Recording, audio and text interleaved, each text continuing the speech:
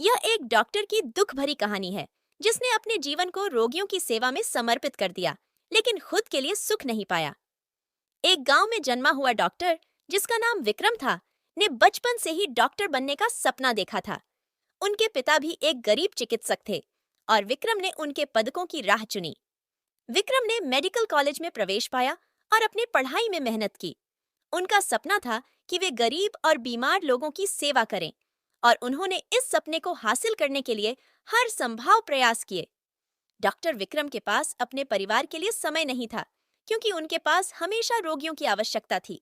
वे रात दिन काम करते रहते थे और उनकी सेवाएं गरीब लोगों के लिए मुफ्त में थीं।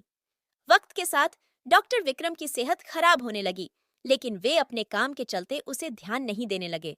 उनका आहार और आराम भी कम हो गए और उनकी दिनचर्या बिल्कुल अनियमित हो गई।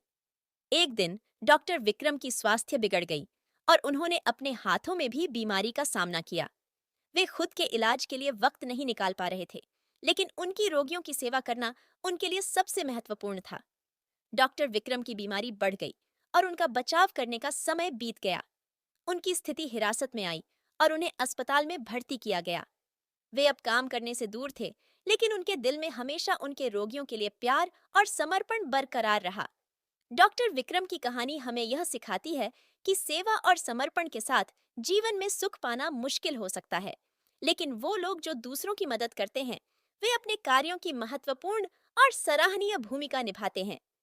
Please like and subscribe.